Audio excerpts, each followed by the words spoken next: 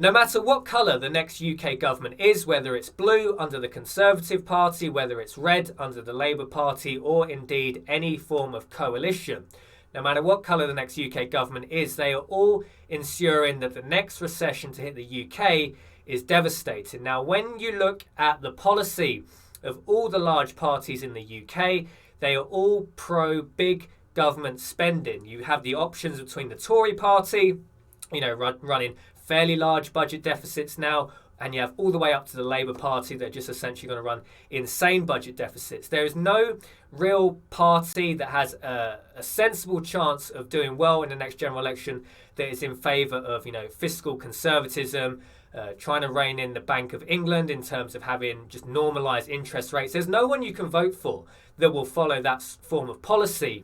Now, when you look at the modern economic theory, basically the theory that every central bank in the world follows, every government in the world follows, the way they fight recessions is when an economic slowdown comes, they drop interest rates down a little bit, they increase government spending up a little bit, maybe run larger government deficits, or public sector debt increases a little bit.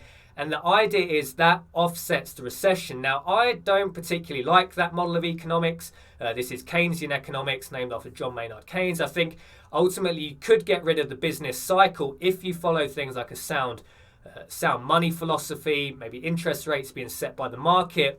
These would actually, in my opinion, the theory would be sound money, market set interest rates would mitigate the actual need for the boom and bust cycle. However, we have central banks, and with central banks comes the boom and bust cycle, which means they use Keynesian economics to basically offset the tail end of the boom period. Then you go into an economic slowdown, and the point is you drop interest rates from a normalized amount, drop them down 2 or 3%, increase government spending a little bit, and it mitigates the effects of the downturn.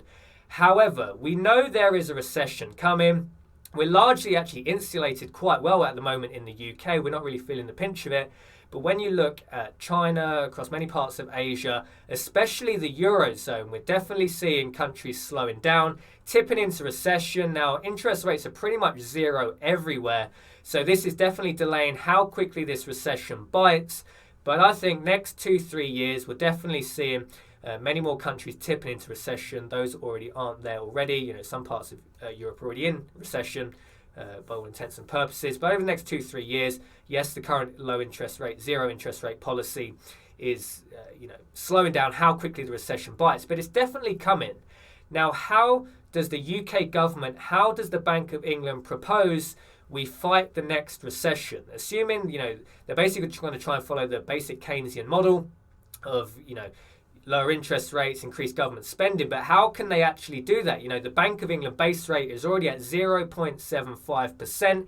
Even if you lowered that to flat zero, that's not really going to add much stimulation to the economy. Every party is basically already, from now going forward, after the next general election, are all going to be running large budget deficits, whether it's the Tory party, whether it's Labour. You just have the difference. Tories are going to spend quite a lot. Labour are just going to spend insane amounts. So where is the slack coming from to fight the next recession? You can't really lower interest rates anymore. I mean, you can take them negative, but that has its own consequences, and even that to a point is only really going to work for so long. We're already running large budget deficits, a lot of government spending out there. So there's no real slack. There's no slack in the system. The traditional Keynesian model only really works if you're running normalized interest rates during the boom period. So historically in the UK, that would be 5, 6, 7%. That's the historical interest rate for the UK. And running maybe small or no budget deficit, and then as the economic period bites, you maybe drop interest rates 2-3%, you increase government spending a little bit. But the government, the Bank of England, are ensuring that the next recession will be devastating because there's no tools left to fight this recession. But interest rate 0.75%. We're already running large budget deficits. Bank of England already QE of around, I think it's 435 billion pounds that the Bank of England owns of UK debt. Where do we go from here? The only tool they really have left will be printing money at this point, and maybe they'll use that printed money to increase government spending, but we're really scraping the barrel now to fight this next recession. This is why the next recession to hit the UK, not only the UK, pretty much every country in the world has now fallen into this trap. 10 years after 07, 08, the last Great Recession, we still find ourselves a decade on. Basically zero rate interest rate policy,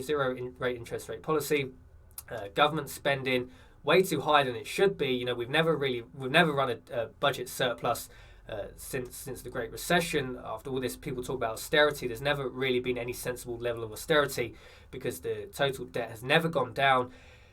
Basically, it's on the people that watch. If you're watching this video, it's on you to prepare for the next recession because there's no real tools left. There's no sensible tools left. Yes, they can do more QE. Yes, they can take interest rates negative. But that's not really a good, sensible, long-term way of solving the problems we have. So if you're watching this video, you should definitely do your own research, do your own homework.